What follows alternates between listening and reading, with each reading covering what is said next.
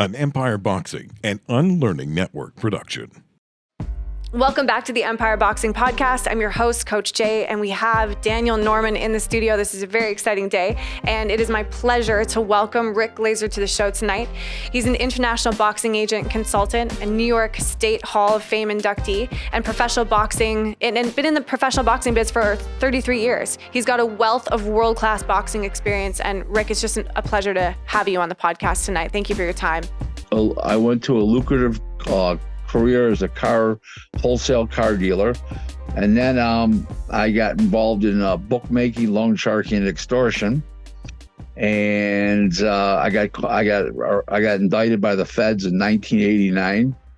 I pled guilty in 90, and I didn't know what I wanted to do for the rest of my life, but I said on January 1st, 1991, I made the decision to get involved in professional boxing full time.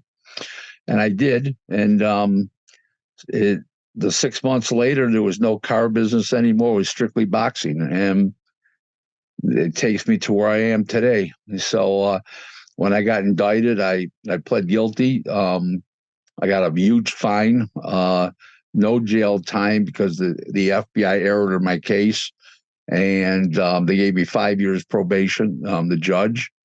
And I got lucky. And then I got involved in boxing. The judge said, you know, you've been robbing the community long enough, do something for the community, and you only got to go to probation once a month. I got in the boxing business. I started going into the gyms, and I started working with the kids and stuff. And then a couple of the kids wanted to turn pro. And then I met a promoter, and he had Roberto Duran, and that was my forte in the professional boxing. And I just got really lucky, and everybody that I met along the way helped me. Started out with Mike Akery. He's now passed away 3 years ago, January of 2021. He was my original mentor. And then he introduced me to, and then I met Ron Katz. He helped me a little bit. Then he introduced me I met Bruce Trampler, the other matchmaker then for Top Rank, who's still there. And then I met Don Majeski. He helped me. He's an international agent based in New York City. And then I met Don King, and the rest is history. Mm-hmm. And everybody helped me along the way. All those guys that I just mentioned helped me along the way and made me a better person. Everybody's always asking me, why are you asking so many questions? I'm fucking learning, you dummies. Mm-hmm. So in the meantime, it made me a well-rounded boxing guy, and I love what I do. I advertise myself 24/7, 365, and I literally am. One of the funny things about me when I acquire a new client is that they call me in the middle of the night, literally in the middle of the night, and they say I say I'm 24/7, 365, for all clients' peace of mind. Well, they call me in the middle of the night to check up on me to see if I'm really 24/7. They're just testing it. I answer the phone. They don't even know what to say. They're stunned. They think it's some kind of like advertising campaign. I'm just an animal. So I do sleep from 1 o'clock Eastern time, 1 o'clock at night till 3 o'clock in the morning for 2 hours. Then I get up and I work for about 2 hours till 5, and then I go back to sleep, and I sleep till between 5 and 7. But the phone is on, so if people call me at those hours that I'm supposed to be sleeping, I do answer the phone. But the phone is right next to me on full blast, so I do answer the phone. But I don't initiate any calls between 1 and 3, and normally 5 to 7 in the morning. It's people calling me. I don't start out anything, so it works out good. I can do on 4 hours worth of sleep a day, and I'm just, I'm nocturnal. What can I say? Yeah, it feels different. Hey, Rick. Yes. One thing I was going to say, like the boxing industry is so complex and unique, and one thing that's hard to learn is the ropes of professional boxing. So you mentioned some of the names, which are, basically all Hall of Famers. What were some of the challenges that you had? Like, I guess you had somebody kind of guiding you, Bruce Trampler and Don Majeski. Well, Bruce helped me. Bruce helped me, gave me business that at the time that he wanted me to earn. I did. everybody gave me a shot. They thought I was so aggressive. And when I say I'd call back at a certain time, I would call. They tell me call back at 11 o'clock. I'd call back. I was just so on it all the time that people were impressed, and they all gave me a shot. And here I am today. Boxing. I wish I could give as much to boxing and as the boxing's done for me. I will say that. I live a very nice life because of boxing. I met some of the most famous people in the world because of boxing. I've met some of the most infamous people in the world because of boxing. But I met people that I would have never met. I mean, I've met people in politics and a big business that I would have never met if I wasn't in the boxing business. Mm-hmm. So, hanging around with Don King, I was Don's go-to guy from 2003 to 2016. Matter of fact, I'm leaving Saturday. I'm spending Saturday, Sunday, Monday with Don King in Florida. We're going to be on a podcast together on Monday, matter of fact, on Joey Molino's podcast called The Skinny. I don't know if you're familiar with that or not. I haven't heard of it. Yeah. Right. But we're going to be on it together, Don and I. But basically speaking is I morphed information from everybody. Yeah. And I learned, and I was resilient. There was some tough times. USA TV went off the air for boxing in 1998, and I thought I was doomed. And I motored on. Why did it go off air? It what? Why did that happen? How come it went off air? Because the new owner took over and he hated boxing. New owner. The CEO of the new company that took over, the chairman of the new company that took over. Make a long story short, I survived that. I survived, HBO going out of business. Mm-hmm. Showtime didn't affect me at all, zero. And then we had the pandemic in 2000 and that affected me greatly because not only did it affect it in 2000, but even in 2021, we still had a pandemic in boxing because you couldn't travel to certain countries. You had to be quarantined if you did. And it was very, very tough, but I've survived it all. I've seen it all. I've seen people come and go in the boxing business. I've seen people go broke. I've seen people not make any money.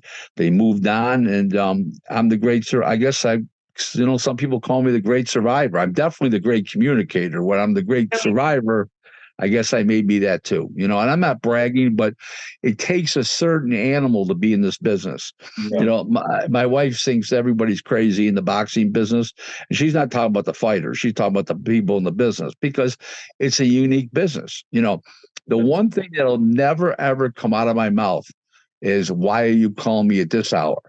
I mean, you're a client and you want to be a client, and you're calling me at the oddest hours. I'll never say anything to you about why you call me at this hour. Now, have somebody called me up and asked me something stupid? I said, this stupid question couldn't have waited till normal business hours. Yes, I've done that, but it's never why you called me at this hour. I'm an animal. I love what I do. I live for it. And, some of my friends call me the boxing animal, the amazing animal, the animal. I just am what I am. I heard Slick Rick too. Yeah, Don King started that name. That resulted from a particular situation, to be honest with you about it. Basically speaking, is a fighter wanted $350,000 from Don for the fight, and I tricked him into fighting for $110,000. So that's how that came. And how I did it was, I didn't do anything dishonest. Well, how I did was, this is before cell phones became really popular, right?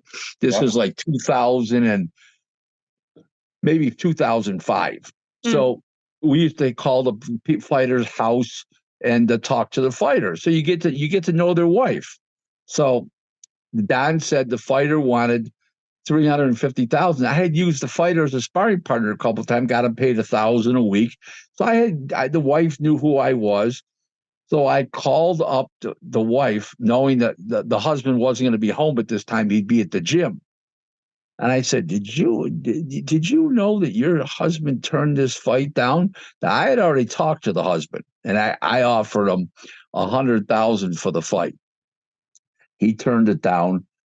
I'm not fighting for less than 350. So I called up the wife. Did you know that your husband turned down 100,000? And what? She goes, our minivan needs a transmission. The Smart, baby needs smart. shoes. He says, we need a new griller, barbecue, grill. She goes, you stay right there. Is this fight still available? Yes. She calls me back and she says, my husband is calling you. Don't worry about it. Save this fight for him. So when it was said and done, I had to send him 10,000 up front. And the 110,000 for the fight, 10 up front, so he could leave it with his wife, so he could go away to training camp. And he ended up fighting. He got stopped, and I think that was at the 6th or 7th round in a really good fight. Yep. But I got him to fight for 110,000. Dad, the funny part was, Dad would have offered him 200. Don would have. I'm sorry. The guy wanted 350. Don never got him to an offer of what he would have paid him. And he turned it over to me when he was so frustrated dealing with the guy because he wouldn't move off his $350,000 figure. That's where the name Slick Rick came in. And after that, it was all Slick Rick after that. So I don't know if that's a good thing or a bad thing, a good thing or dubious, but it is what it is. That's what happened. What are some of the biggest differences you notice in the industry from, let's say, the 90s to the present day? And what do you think's best for boxing? Nothing's good. It used to be you call up a manager, the manager said, yeah, we'll take the fight. Now he's got to talk to the fighter, the trainer, I'll get back to you in 3 days. It used to be an instantaneous. You used to negotiate on the phone. Hey, can you come up with another $5,000? Can you come up with another $10,000 or whatever? And the guy would say, yes, the fighter is in. Today, I got to talk to the fighter. I talk to the trainer. I got to talk to the trainers. The what do you call it? I got to make sure the trainer can go. He doesn't have any family obligations that weekend. It's just, that's one thing. Another thing is fighters aren't fighting each other. Everybody thinks they're in for $1 million payday because they have a decent record and they've never proven themselves. They've only fought in hobos and they're 16-0 and 15-0 and 18-0. And they don't want to fight anybody. I mean, look at the problems you got with guys. Nobody will fight Shakur. Tank won't fight anybody. The list goes on and on. Canelo won't fight Benavides.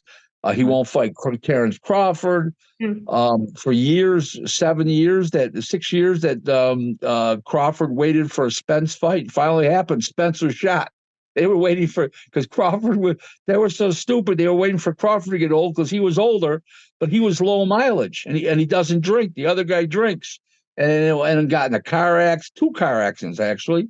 I mean, and he was shot by the time they fought. And it just that's a big difference. Another thing is anybody can get TV dates back then if you had the fighters. Today, these companies like Top Rank and what PBC did have with Showtime, Golden Boy and Eddie Hearn have with DAZN, these long-term deals where they get so many dates per year, so much money and all that kind of stuff. Where years ago, you just call up USA Network or ESPN and say, hey, I got this guy can fight this guy.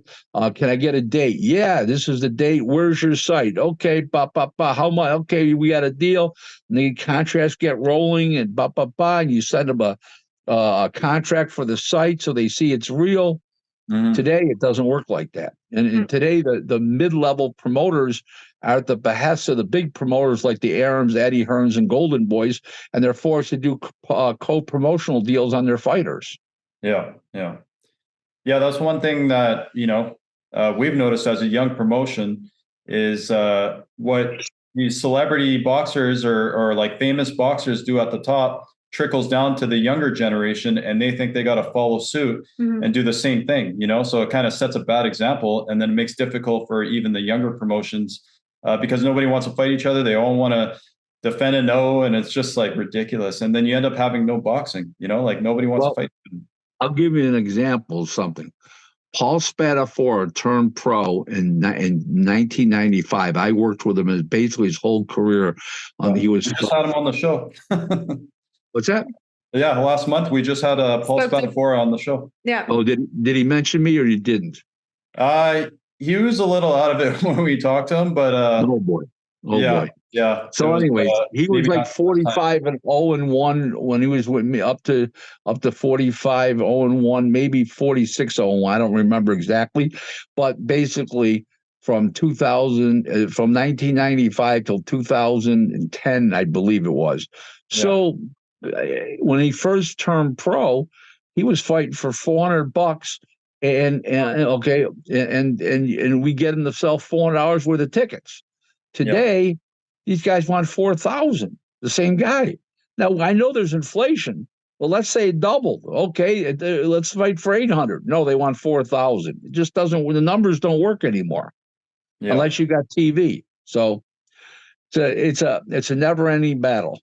Oh, it is for sure. And the thing that, I think a lot of people have this perception of promoters that everybody's making a killing, but really if they know what the overhead is and the risks that we put up with, it's insane. I will tell you a story that happened to me. Okay, and this is really a funny story. So there used to be this kid, can't even remember his name anymore.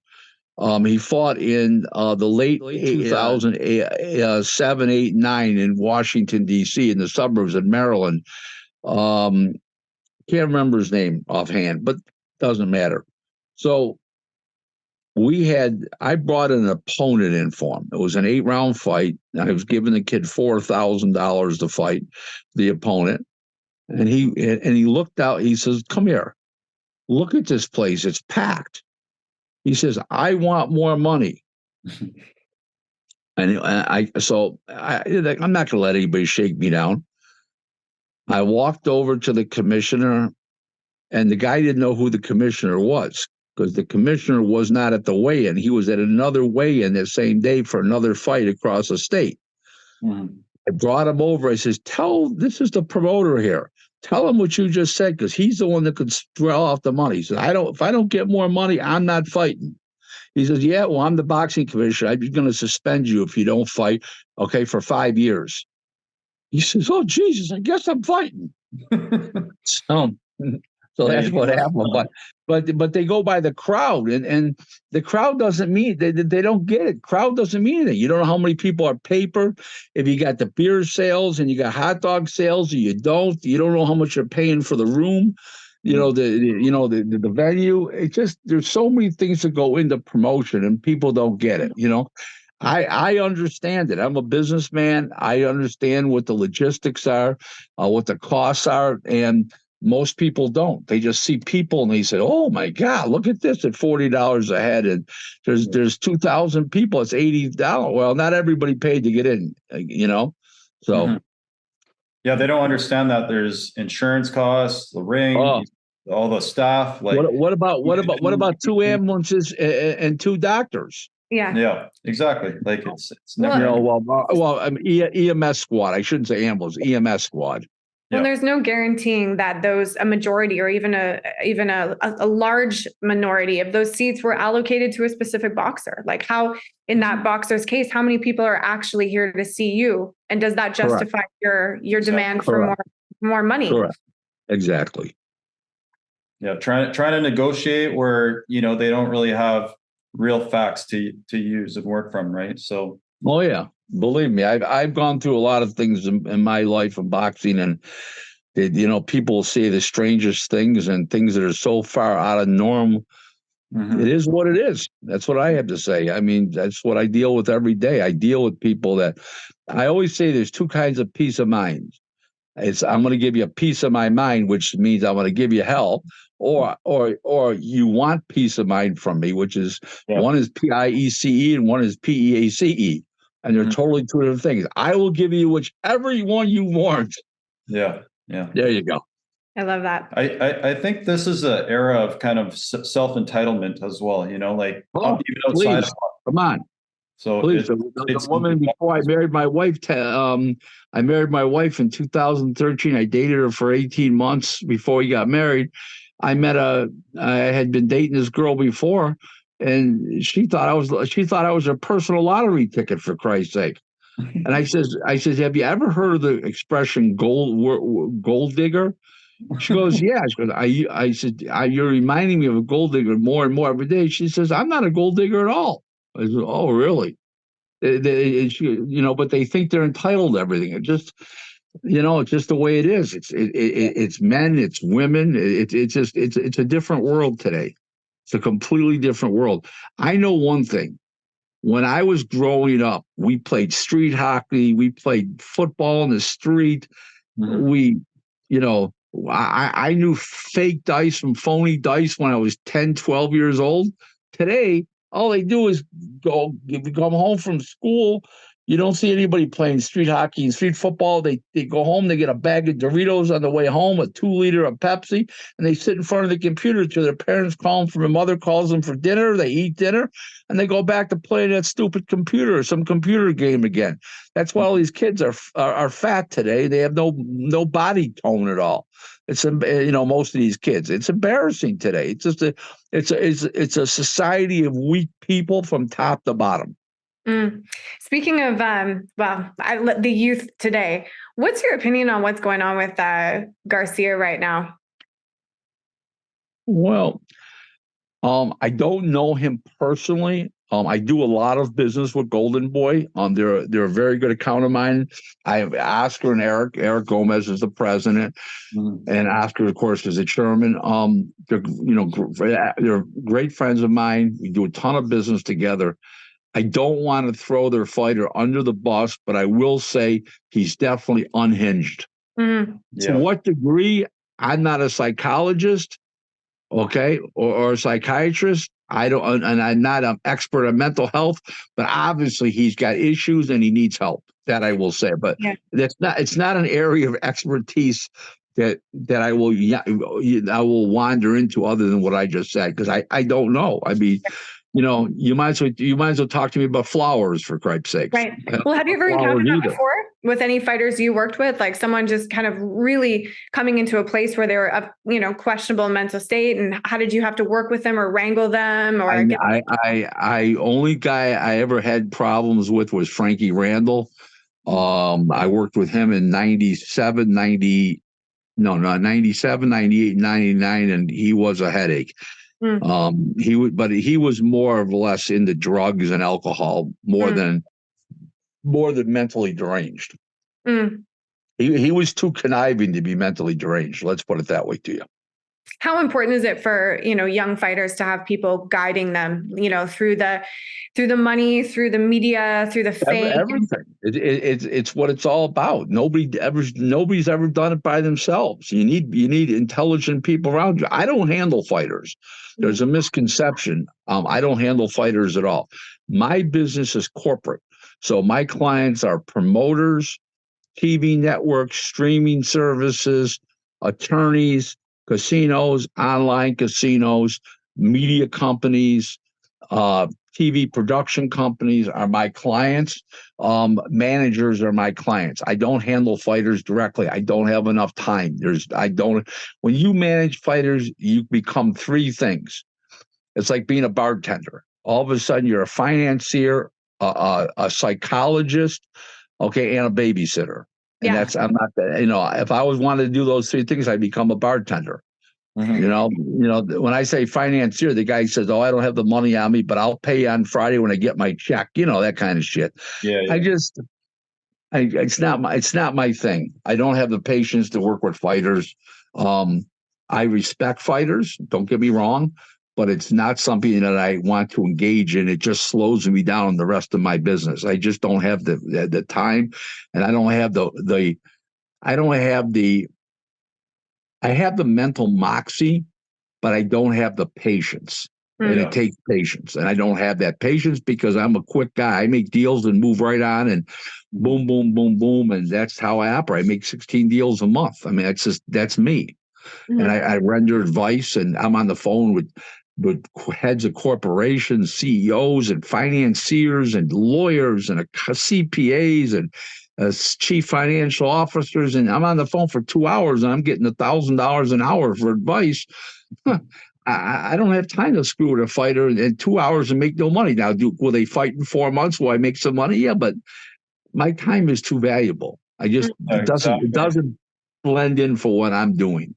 And that's the thing, like, even in the promoting world, time is precious, right? Like, and a lot of people waste your time. They take you down a rabbit hole and then get closer to the event date. And then before you know it, you're stuck. And I think that De La Hoya needs to make some decisions pretty quick here, because the way things are looking, I don't know if they want to stick with him as fighting Devin Haney. The president of Golden Boy is one of the great boxing executives of our generation. Whether he was in previous generations, I don't know, because I've only been around since '91. But he's awful damn good over the last 30.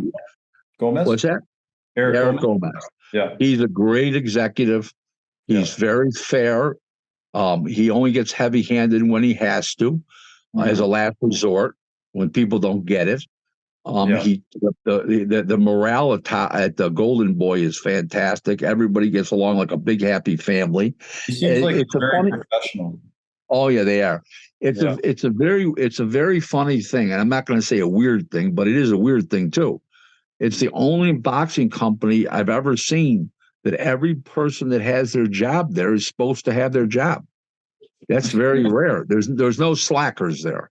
Yeah, that's everybody good. That's got their job is got their job for a reason, because they're a quality person and they're quality at what they do, and they love what they do. And it's a funny thing. You go to some of these restaurants like TGI Fridays. I don't know what you have in Canada, but some of these restaurants, they hire employees, waitresses and waiters and bartenders by personality, not by talent. Well, I think Golden Boy does a hell of a job by hiring people that have great aptitude for the job. They love boxing. Only one guy only one person at Golden Boy doesn't like boxing, and he's a driver. Other than that, everybody loves boxing at Golden Boy, and they're so happy they work there. And that's absolutely fantastic. And for me, it gives me peace of mind, because it's like you call up somebody, "Hey, Rick, how you doing today? What's happening?" The guy's all excited to do business, whether it's the woman booking the airplane flights, whether it's the PR person. They're always like, every day is like, and they're excited about their job. They love what they do. And it's a great feeling. Now, you call up other boxing promotional companies, it's like, oh my God, why are you calling? It's not me. It's not me. It's just their general attitude. So that was actually going to be one of my questions was, you've been around for so long, you've dealt with so many promoters, and, with all these different promotions out right now, who do you think has the best framework? And it sounds like Golden Boy is one of them. I would say Golden Boy does by the quality of their employees, but Top Rank's got some really, really key guys. Brad Goodman, the matchmaker at Top Rank. Bruce Trampler, the matchmaker, Top Rank. They're both in the Hall of Fame. They're absolutely top guys. Their lawyer is top notch. Jeremy Krugel. I'm sorry, Krugel. And their COO, Mark Krugel. Their COO is Brad Jacobs. He's fantastic. So they do have some top notch people there. So I would say they're pretty much neck and neck. I like doing business equally with the two companies. They both pay like slot machines do. They're both great to do business with. There's a lot. Every year, right now I have 49 clients around the world. Every year I drop a couple clients January 1st. I literally send them a letter. Okay. And I'm terminating them. This year I got really lucky and I terminated no one. I didn't find it necessary. Why would I terminate clients? Well, when they can become more aggravation than money, they're tough pay where they don't pay on time, and I'm always sending them dunning notices, invoices with dunning notices attached a week and two later. And the other reason is that they waste my time, where they're always looking for a freebie. And I don't do this for my health. I do this to make a living. And I have a couple accounts that I do for free. Okay. I'm not going to mention any names, but there's a well-known manager that I help out. That person's got 3 fighters. I help that person for free. And my wife, and that's insisting on my wife, that I always help people out that can't afford to pay me, but they need the help. Yeah. And I'm glad I'm successful enough in boxing that I'm able to do that for a few people. Now, if these particular people get very successful, and use my advice and my prowess that I've extended them, I hope I am going to get paid eventually. But for now, they're free. And that's insistence on my wife. I almost passed away from cancer. I was on my deathbed in 2016. I got off of cancer in 2000. I got cancer October 3rd of 2016. I got off April 3rd of 2019, and I was in the hospital for 65 straight days. Wow. And I wasn't supposed to come out alive. And they told my wife to start making arrangements. Did you start making arrangements? They said there's no way I was come out alive. This is what a bastard I am. You ready? So my wife kept telling them that I was going to make it. I was going to come out alive, right? And they said everybody says that about their loved one. So when I finally went to come out alive, I was there for 55 days on my deathbed. The last 10 days I was in the hospital, they gave me steroids and protein to pump me up because I was so weak. I insisted on walking out of the place. They would have put me out in a wheelchair to the car, right? Yeah. Not this guy. Not this guy. I literally walked out. Okay? Literally walked out. And they surrounded me with 4 huge security guards in case I fell. They didn't want to get sued. They made me sign off that if I fell, they were not going to be held responsible, and the 4 security guards were going to be held responsible. And I signed off. I literally walked, and it was a long walk, and I did it.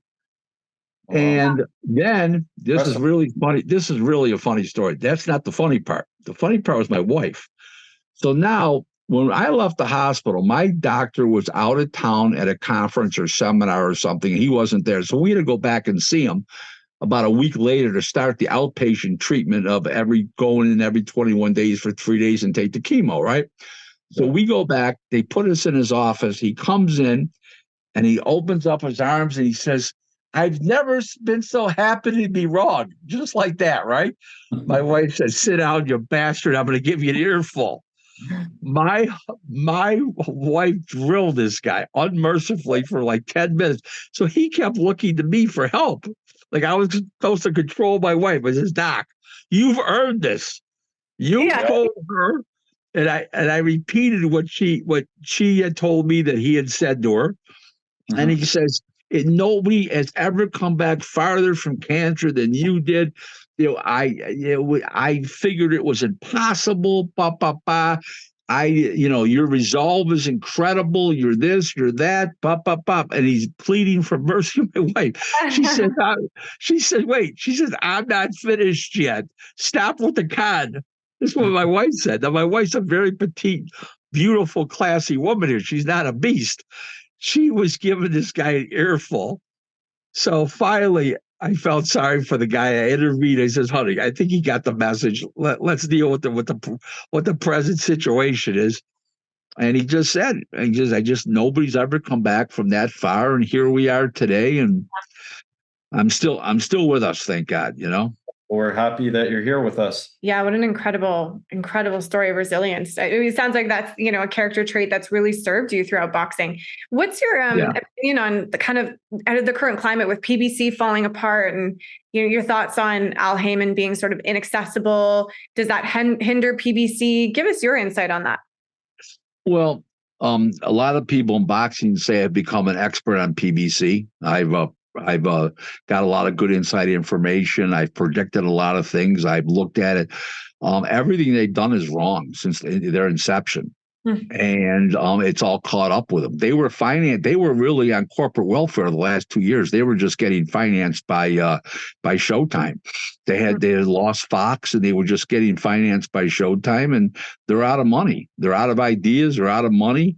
They're throwing shit against the wall. Hopefully, it's going to stick. And they got no money left. They're running on empty. That Jackson Brown song, "Running on Empty," sort of fits perfectly PBC. Going to Amazon. Al Heyman not talking to the. What's that? I'm sorry. Going to Amazon, do you think they have to front a lot of the money and costs? Yeah, they have to front. They're not getting any money. They're paying literally for the production. The only thing that Amazon has agreed to do was supply them with a platform to do pay-per-view distribution and marketing on the Amazon website or app or whatever it is. They're not spending any other money, and the PBC's paying for the production. I mean, it's a horrible deal, but Heyman had no choice. He had no takers. He's blazed through 11 networks in the last 9 years, and he's caused his own problems. Terrible. They overpaid fighters when they entered the game, which really offset the rest of the market. So when other fighters went to other promoters, they were demanding certain amounts of money based on what they were getting offered at PBC. Is there any truth to that? Have you experienced it? And listen, they have screwed up the marketplace. Al Heyman not talking to the press and not being a mouthpiece for his fighters has helped kill their brand, along with bad fights. A million reasons why. Why do you think he doesn't speak to to reporters or anything? Why is he such a hidden figure? A recluse? Why is he a recluse? I can only imagine. I don't know. Yeah. I don't know. It's the weirdest shit. No other promoter has ever done that in history. Everyone's out front and center. I mean, Bob Arum and Don King. Bob Arum, Don King. When Dan Goosen was alive, these guys you couldn't keep their mouths shut. All they did was talk. Yeah. And this guy refuses to even show up to the fights. It's embarrassing. Yeah, I've never understood that. Everything they've done since their inception is anti-boxing and against the business grain of what I know to be successful for a boxing company. Interesting. So anti-boxing, what are some examples? Other than maybe the bad matches. Their fighters, their world champions fight every 14 months in 1 week on an average. Yeah. Some haven't fought in years. Jamal Charlo just fought Charlo just fought one time and a 10-rounder. He's been champ for years and he hasn't fought in years. I'm just everybody. It's a colossal mess is what it is. Yeah. I mean, it's so bad you can't make this shit up. Why is there so much? Somebody asked me the other day, a guy called me up and he said to me, if you were running PBC, okay, right now, what would you do? I said, well, do you want to hear what I would have done from the beginning? Well, we know what you would have done from the beginning. There's nothing that they would have done. I said, correct. I said, what would you do now?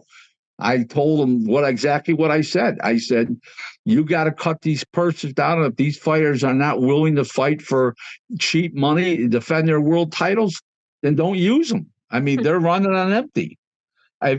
Just figure this out. They have very, very, very little money.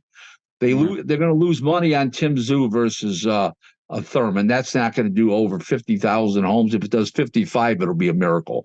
Okay, they got to pay Canelo and Munguia a ton.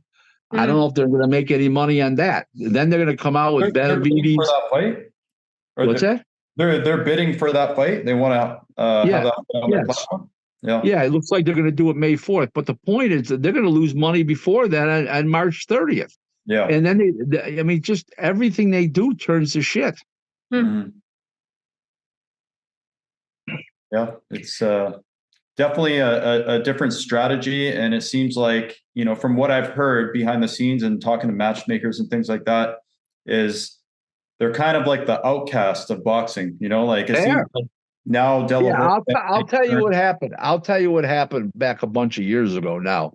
Maybe it was 2016, right around 2016. I'm not going to mention any names. I was putting a fighter in a fight on a Top Ring show, a 10-rounder for $12,500. Okay.